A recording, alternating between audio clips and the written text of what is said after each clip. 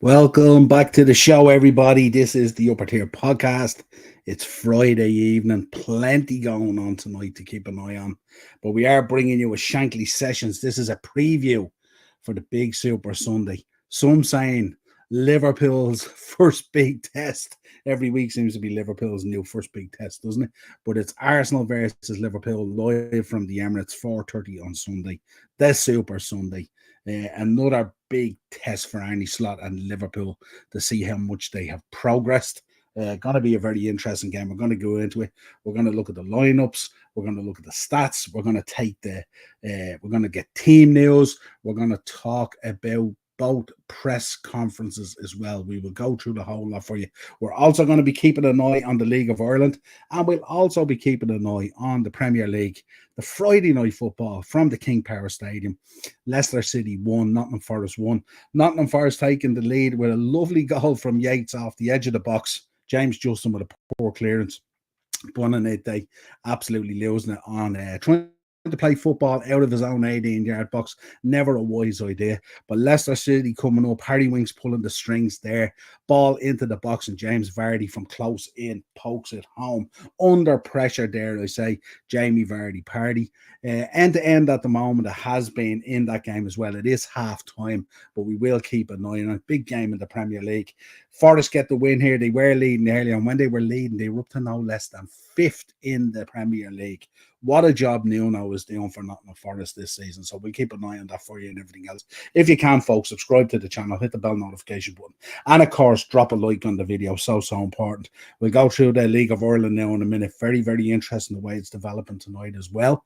But just before we start, folks, I've again pinned after last night as well the GoFundMe for Hannah Leonard, the girl who got hit while out running in Sicily in a bad way over in the hospital in Italy. We're all pulling for her and hope that she does well and pulls through and stuff like that. All our family are over there as well. So there is a GoFundMe there. Thank you very much to anyone who has supported it so far. Absolutely phenomenal support. Yesterday morning, it stood at 15,000 euros. Tonight, I can tell you it's over 90,000 euros. So absolutely phenomenal support across the board. Anything that you can spare, anything that you can donate is welcome. Anything. I seen there was a donation today of 1,000 euros. So absolutely phenomenal. Hats off to whoever did that.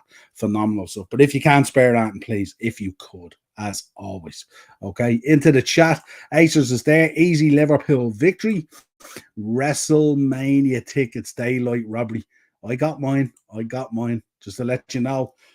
4 of us are on the road to Vegas. It's going to happen. We got our tickets yesterday, right? Just to bring you up to speed in the League of Ireland, what's going on there. But before we do that, let's play a little video. This was the atmosphere at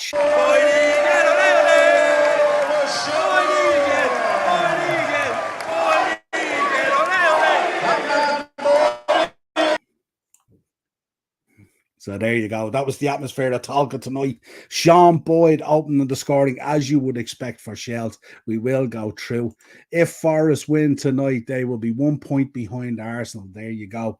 And how we would like that to remain the same come Sunday as well would be absolutely phenomenal as well. So let's go through it. Galway, Sligo. Galway, I think, just equalised against Sligo. Sligo taking the lead with Pearce on 34 minutes. And on 59 minutes, Cohan, I think it is, has equalised for Galway in that game. Shells have just gone 2-0 up. Sean Boyd, as I said, on 11 minutes, calming the nerves for the Shells faithful. And then Tulloch has made it 2-0. Looks like Shells are on their way to a win there, which has huge ramifications for it. Pats are 1-0 up against Derry City. Kavanagh taking the lead on 44 minutes. Derry will not be happy at all. Just to let you know, folks, Derry have to win this game. This is a must-win game for Derry. If Derry do not win this game, looking at the table the way it stands right now, there will be a 4-point gap between Shells and St. Pat's with 1 game to go. Pats will come out of the title race, and Derry will come out of the title race tonight if it remains the same. And then the onus will be on Shamrock Rovers, who are heading to Dundalk on Sunday after getting a big win 4-1 against Larne last night in the Europa Conference. That will be a must-win game for Shamrock Rovers. If they do not win that game on Sunday up at Dundalk, Shelbourne will be crowned champions. So there you go. That's the ramifications for us. So there you have. They've 63 minutes gone. It's 1-0 to St. Pat's. So they have the guts of half an hour to find 2 goals to keep this title race alive for those people. Otherwise, it's down to Rovers, and then there will be 2. So that's it. You're bang up to date on the Champions. You're bang up to date, I should say, on the League of Ireland. We will keep you posted. 47 minutes gone in the Leicester game. Still, Nottingham Forest have just taken the lead. Chris Wood on 47 minutes has made it 2-1 to Nottingham Forest at the King Power Stadium. Aces just letting me know that as well in the chat. Good man, Aces. Love that. Holland going to have a field day against Ramsdale tomorrow afternoon. My God, he better not be looking at those pigeons. He better be focused on the goal. We shall see what happens. But just let you know, Nottingham Forest 2-1 up and back up into 5th in the table. Just a point, as Acer said. I think they're only a point behind Villa as well. A point behind Villa, is it? And Arsenal, I think. No less. So we will keep you posted on that. Right, let's get into this Arsenal game. What do we think about it? Massive build-up and all that kind of stuff. It's a huge game. Feels like a sort of a title 6-pointer, doesn't it, this early in the league or this early in the season, which is absolutely crazy. But they are going to be doing a madness. I'll tell you now. Just there, Pats and Derry flying in at the moment. Helter-skelter at the moment there at the moment. Enjoyed watching Fergal and McNugget OTT speech. Didn't even see it. So there you go. So let's get into it. We'll do the 2 pressers first, will we? We'll start with Mikel Arteta and then we'll get into Arne Slot's one. So what it is, Mikel Arteta on Saka, Calafiori and Timber. Injury updates, of course. We're going to do our very best to somehow have them available, but it's very uncertain. Now, one thing I've learned from Mikel Arteta over the years is he so wants to be Pep Guardiola. We know that, of course, right? But the other thing about it is, as well, is he tends to be a bit of a schemist and a bit of a bullshitter when it comes to player availability and stuff like that. Now, we know Sky Sports were there for 15 minutes today at the training session for Arsenal, and there was no sign of these 3 boys. But he did say that Saka had trained yesterday. So was he hiding the boys away just for Sky Sports then to bring them back out and train? Is this some of the dark arts that people talk about and stuff like that? Yeah. Big up Dino in the chat, my brother. Massive game Sunday. Gonna 3-2 Liverpool. I think I went for a 3-0. But I'll check it. I think I went for a 3-0. So this is what he said. On the extent of Calafiori's injury, he says he needs some more tests. Yesterday he had some. Today he's going to have some more. And after that, we will know. Last time we thought it was really bad, and he ended up playing 2 or 3 days after.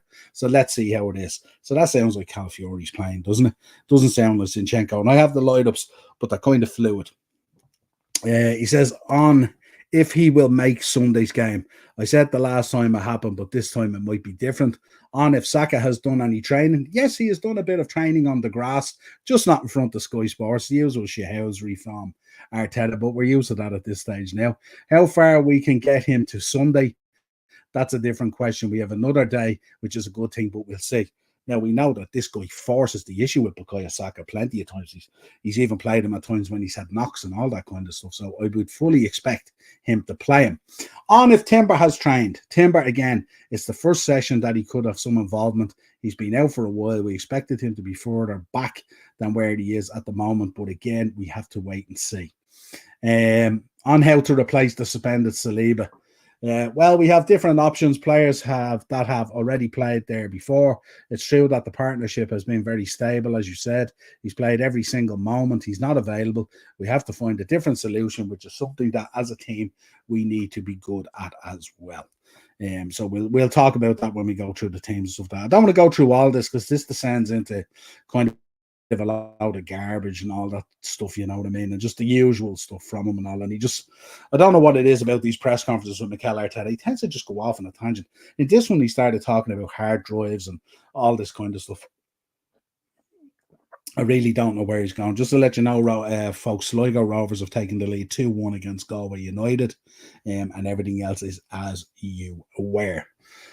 Right, is there anything else here we want to cover? He talked about Lewis Skelly and obviously Nwaneri, but like, you know, I don't know whether he believes in it and stuff like that now, but he should. 2 really, really good players, but mad as usual. Fraud Teta talks bollocks. There you go. Straight out. Straight out. On if Liverpool are par with Man City as title challengers. Yeah, for me, they are one of the best teams in the last decade and certainly the history of the Premier League. History of the Premier League. that's a bit of a stretch, isn't it? And they were consistently, that shows a lot of relentlessness and winning mentality to consistently believe in you at some point. You feel that you could not reach it. So that's a big credit to them and the way they've done it with a very clear identity. So that's something remarkable in my opinion. There we go. On if this game is his biggest test, I need to go to the hard drive. Come on. There we go. What the hell does that mean? You know? I'm preparing to win the game, not lose it. I never think about what if we lose it. Everything that we do is to win it. So in the preparation, I don't spend 1 second if we lose it. It's about if we win it. How convinced we are that we are going to win it, and then how we're going to feel afterwards. Now, there is talk out there amongst Arsenal fans and stuff like that. They are playing quite a, dare I say, a reserved negative kind of thing. I want kind of a more trying to do a more controlled kind of way of playing, more defensively minded and that kind of thing.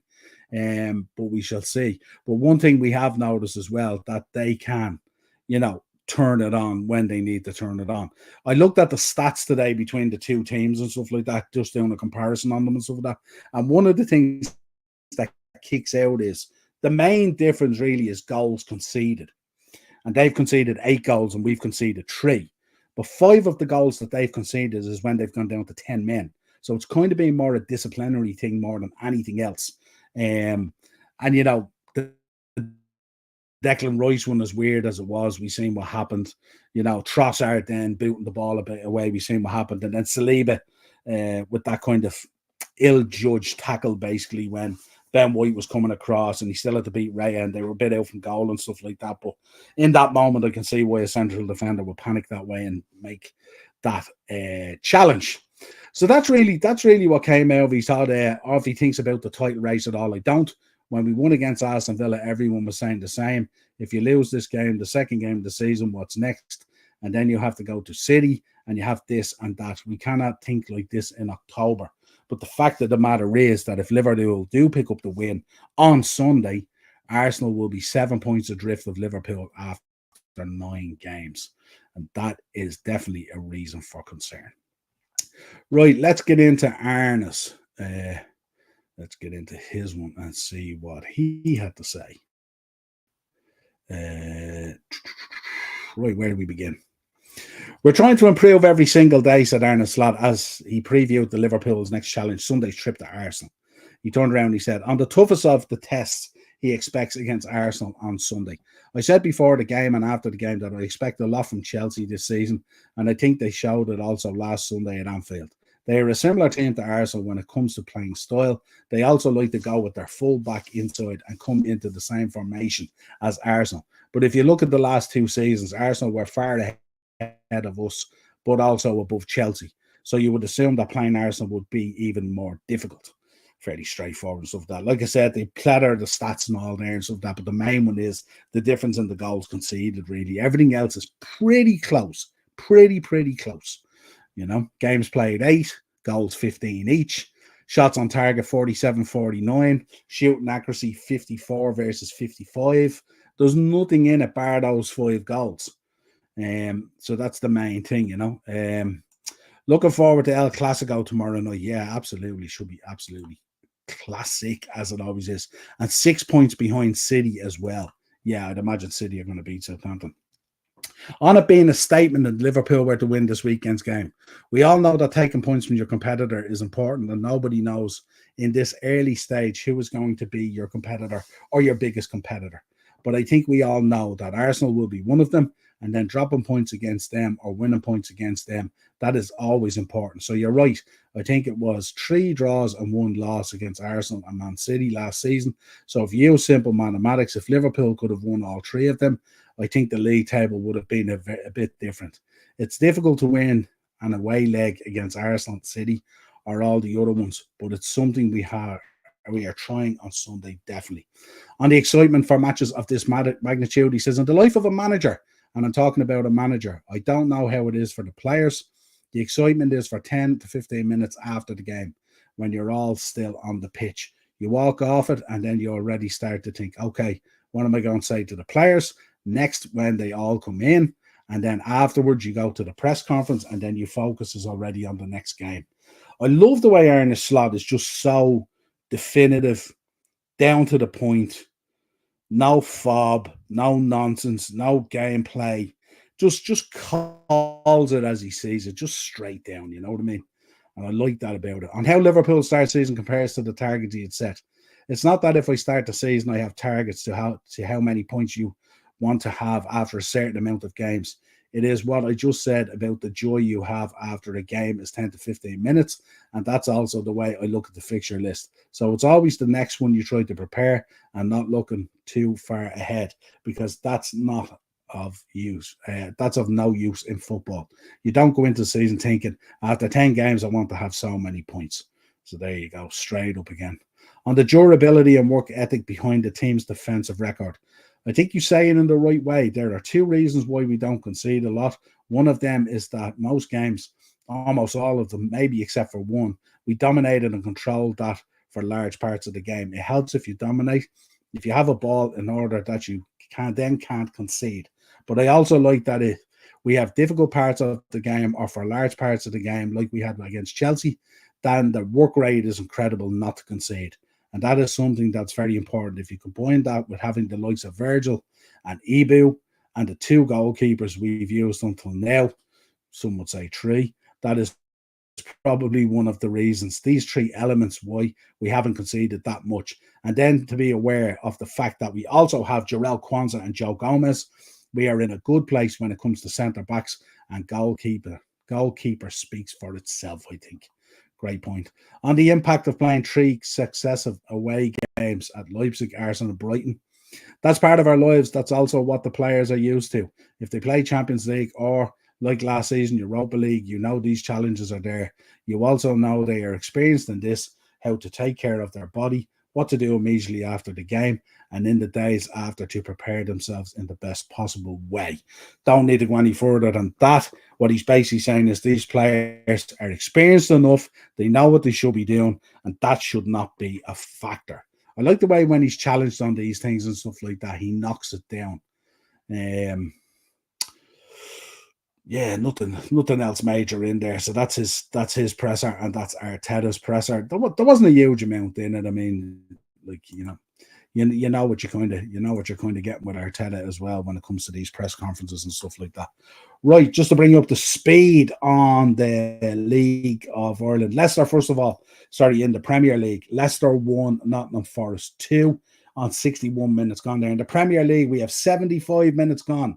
Sligo still beating Galway 2-1. Shells 2-1, drawn after pulling a goal back. Pat's still 1-0. Derry need to find a way, unless Drogheda can find a way.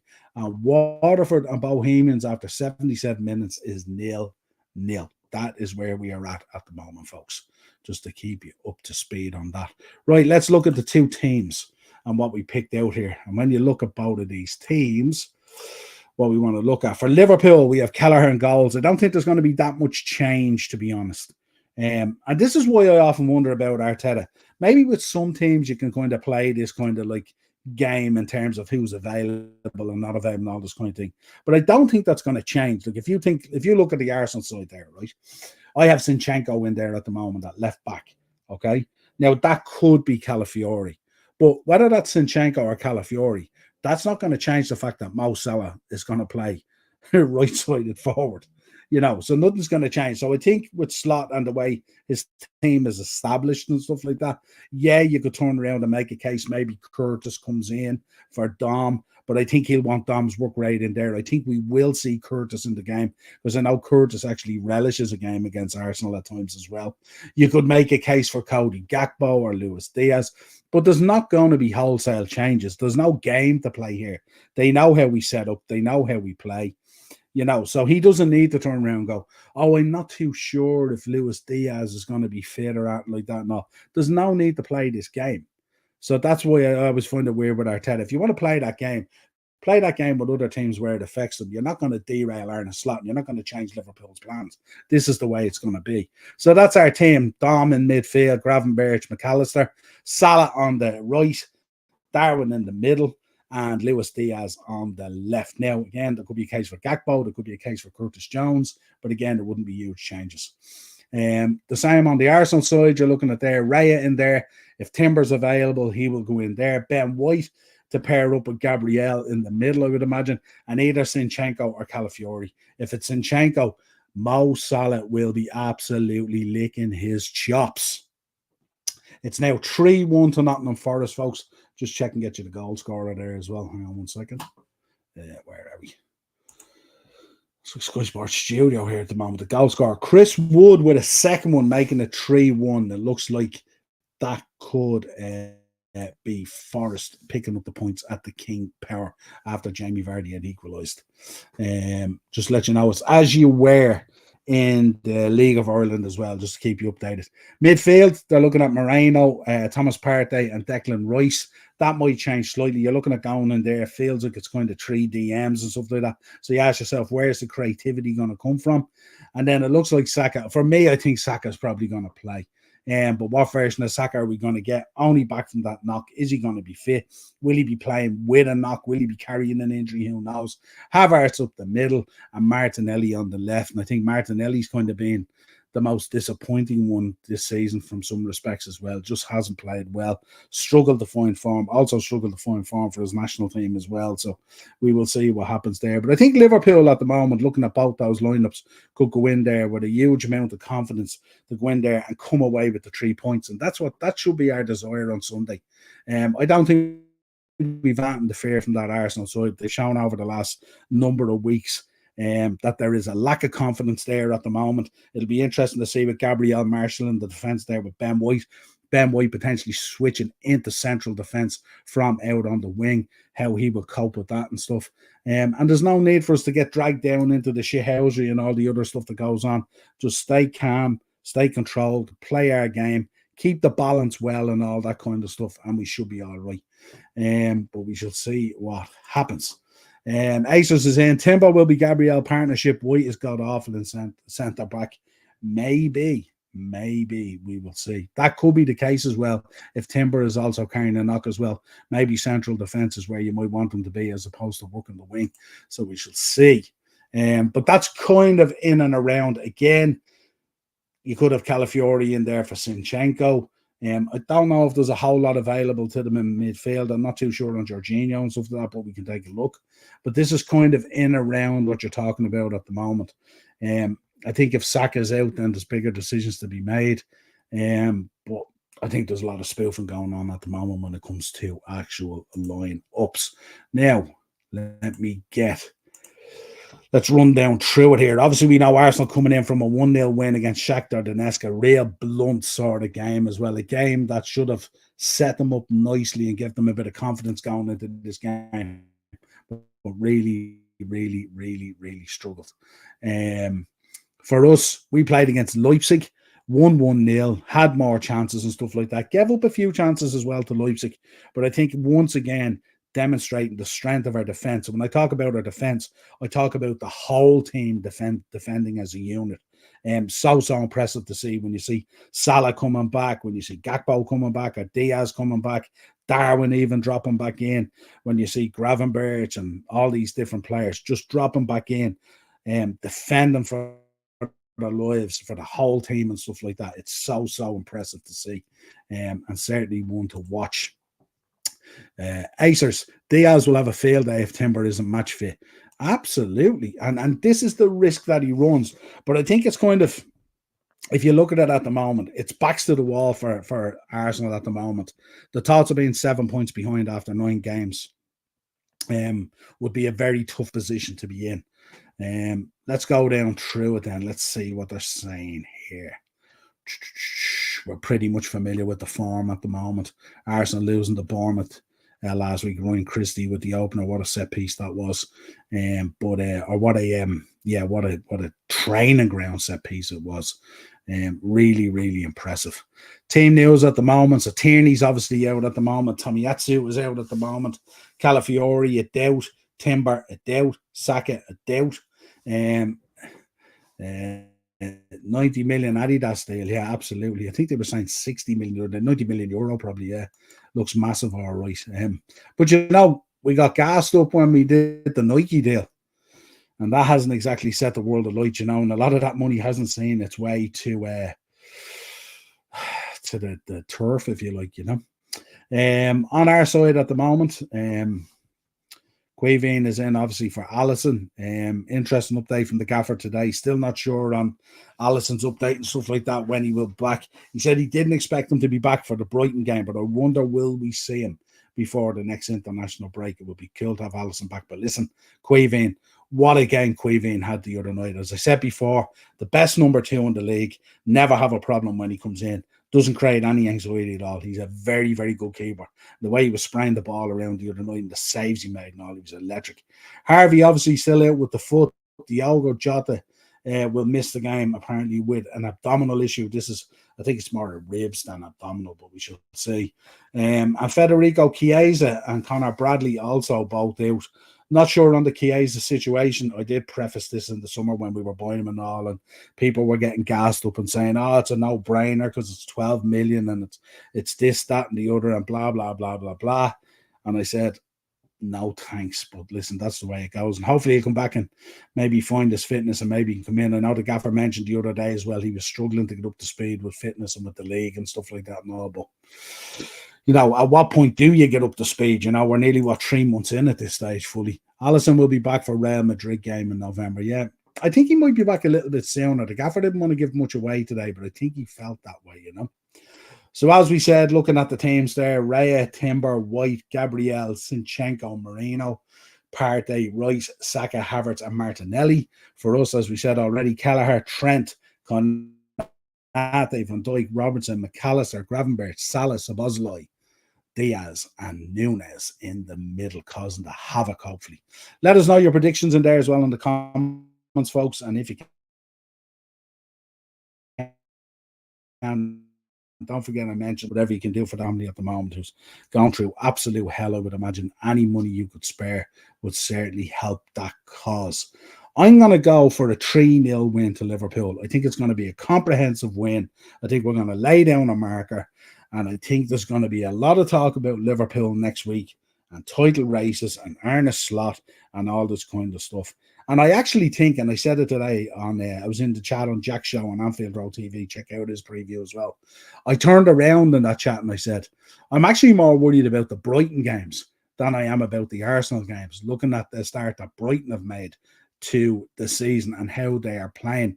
Fabian Hessler has done a fantastic job at Brighton. Unbelievable job at Brighton. And we have the double header of them. We have them in the Cup and we also have them in the league. So they will be 2 pivotal games as well coming up next week. But at the moment, everything looks good. At the moment, we've got as strong a lineup as we would want, with the exception of Becker, but we have Quavine who's in there. So all good at the moment. Looking forward to watching DIY versus Mouse Machine Guns on SmackDown tonight. Yeah, absolutely. And 4 guys who know each other really well as well. Back over, just to let you know, Galway and Sligo has equalised 2-2. It is 85 minutes gone. 86 minutes gone at Shells. Still 2-1 to Shelbourne against Drogheda. So Drogheda have 4 minutes plus to find an equaliser to cause a stir in the title race. St. Pat's are 1-0 up as well. Still Derry in serious trouble. All things stay as equal. Both of them will be going out of the title race. 1-0 still to St. Pat's on 87 minutes. And Bows have taken the lead against Waterford. John Clark has scored on 81 minutes. So that's you bang up to date. We will bring you the table as soon as those games end. They're on 86, 88, and 89 minutes at the moment. Just to let you know, in the Leicester game as well, 3-1 to Nottingham Forest. Yates with the opener from the box. Poor clearance by James Justin, caused by Buonanete. messing around with the ball on his own 18-yard line. Really stupid. Harry Winks with the assist for Jamie Vardy to make it 1-1 on 23 minutes. Chris Wood out of the blocks. Anderson with the assist, 2-1 on 47 minutes. And Chris Wood with another goal, 3-1 on 60 minutes. 71 minutes gone in that game. 3-1 to Nottingham Forest. Nottingham Forest looking full value for it. And just to give you an update there on the league then, what that does to the table, I think it means Forest are up to 5th from what I can see. Forest would be up to 5th on 16 points, a single point behind Aston Villa and Arsenal, and 4 points behind City, 5 points behind Liverpool. Phenomenal job that Nuno is doing there. Absolutely phenomenal. Didn't get to look at the Portsmouth game, but I can see it. I can see it there, all right. Sheffield Wednesday winning 2-1 against Portsmouth. I see it down the bottom there, all right. Big up, Henry. What's the crack? How are you, my friend? Hope you are well. Hope you got your internet sorted out as well, and that you're podcasting away, as they say. Henry, give us your prediction for Sunday, and give us your starting lineup if you're in the chat there. Drop it. Let me know who you're thinking. Who are we going to start with? Who do you think Arsenal are going to start with? And what's your prediction? What scoreline? We're in the 90th minute here. At Waterford, the Bohemians winning 1-0.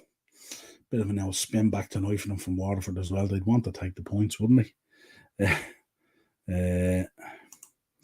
Internet is crap. It's Virgin, hasn't got laid. Laid or paid, as they say. Yeah, laid or paid. Let's get into this. Where are we? Let's go to Shells. See what's going on there. Come on now. Don't be messing me around. Just to show you as well, this is footage earlier, folks, from Talca Park. Marky sent on to me. One of the lads is at the game. Check it out.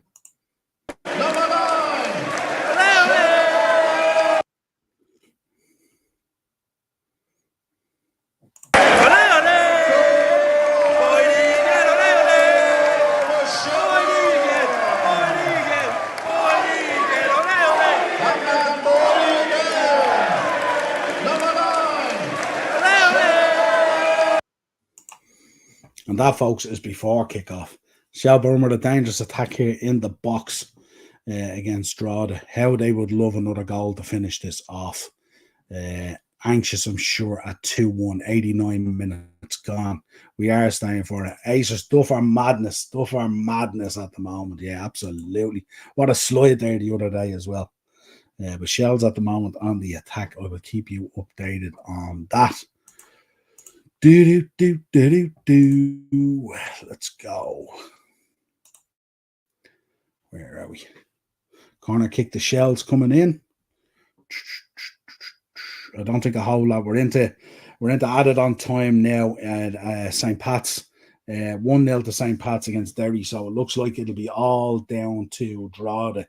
If Drogheda can pull off the miracle on 50th Street or whatever it is, they're going to have to pull off a miracle. 4 minutes to go at Shells. Shells still 2-1 up. Drogheda with a kick out here off that corner. Nothing else going on. Kind of end-to-end stuff here between Pats and Derry, but I don't think a whole lot is going to happen, to be honest. Can't stay. Sorry, just came in to give a like, pal. Absolutely brilliant. Appreciate that. Acer's telling us as well. Espanyol nil, Sevilla 2. I think Lee Gunner's doing a watch along for that, folks. If you want to check it out on Lee Gunner's channel, check that out. England 3, Germany 4, Ladies International. High scoring, it always is, isn't it? Chelsea versus Rovers next month. Yeah, that'll be cool. I believe the tickets are well priced as well, at like kind of 20 odd quid or something like that. It's not too bad and stuff like that. I'll tell you what's going to be really good. Chelsea versus Newcastle on Sunday. Really looking forward to that. Just sticking with this, folk, latter stages of the League of Ireland tonight. Really, really big moves here in terms of the title and stuff like that. Shell still 2-1 up. Goal kick the Drogheda at the moment. Just over a minute gone off the 4 minutes. Drogheda kicking the ball out here on the attack. Shells would love to take control of this now and stuff like that, but let's see what happens. We're going to stick with this one. We also have Pats on here versus Derry. Pats still 1-0 up. 92 minutes gone, about to go into the 93rd minute. Not looking good for Derry at the moment. Just want West Ham to destroy United. Don't we all? Don't we all? Don't we all? 100%. We'd be pretty happy with that, wouldn't we? Here we go. Shelbourne with a throw in on the right hand side, coming into the 3rd minute, about to enter the 3rd minute of the 4. This is squeaky bum time now. Shells need to keep the ball down there, keep in control of the ball and stuff like that. Don't do anything silly now. And they've put themselves in pole position here to lift this title. Just to let you know, still 1-0 Pats versus Derry. So we will keep you posted on that. But if things stay the way they are at the moment, you'll have Shells on 60, Pats on 56. What a job. Where have Pats come from to go second in the league? When you think about how they started, if they win tonight, I think that's 7 on the bounce. 7 on the bounce. Pats there just with a shot there, unlucky. Right. And then Derry would be on 55. Shamrock Rovers, the last man standing to have any chance as well. They would have to go to Dundalk on Sunday and beat them because they beat Larne 4-1 last night in the Europa, so they're not playing till Sunday. So could there be one final twist in Dundalk after getting relegated? Could they hamper Rovers and hand the title to Shelbourne on Sunday? I doubt it'd be a tough task, but never an easy place to go at times, Oriel Park, especially when you need to do it. We seen Rovers last Friday night as well, just got over the line, winning 1-0 when they badly needed to do it. They have the experience on these run-ins. They've lifted so many titles and stuff like that, so there's no lack of experience there at all. Just to let you know, we are in the 4th minute of injury time. Shelbourne with a free kick on the right-hand side. Yellow card for Drogheda United. Coming up pretty close now. 20 seconds to go. Shells on the attack. We can tell you now that it's 94 minutes gone. They're in the 95th minute. Pat's still 1-0 up against Derry City. Back to Shells. Looks like they could run this down now. The 4 minutes is just about up now. 5 seconds to go. Shells could be winning 2-1. Duffer will be doing a mental task. He will be jumping around the place if this stays as is. Drogheda, after picking up the ball, playing out on the attack. 4 minutes, 10 gone. I can feel the tension even from here. Imagine if you're in the ground. Unbelievable. Dangerous attack here by Shelbourne down the right-hand side.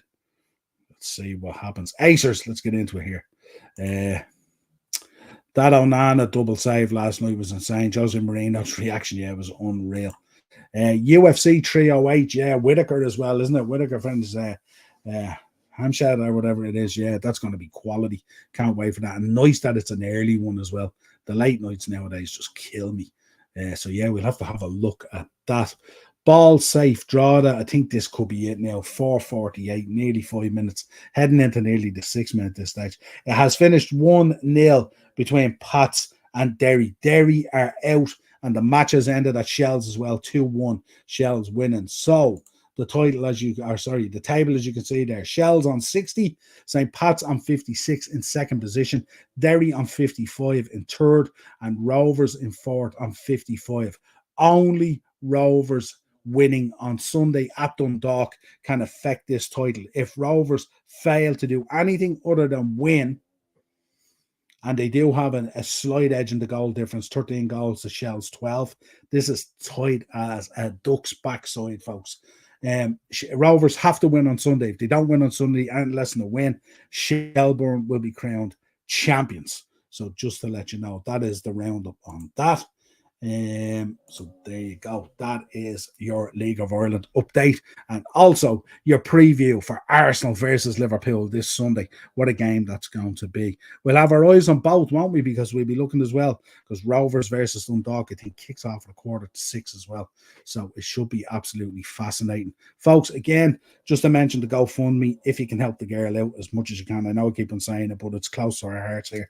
And also on top of that, subscribe to the channel, hit the bell notification notification button, drop a like on the video. I will talk to you again real soon. Enjoy the rest of your sporting weekend. What a fascinating weekend coming up for many different sports. And we'll talk to you again real soon. Cheers, folks.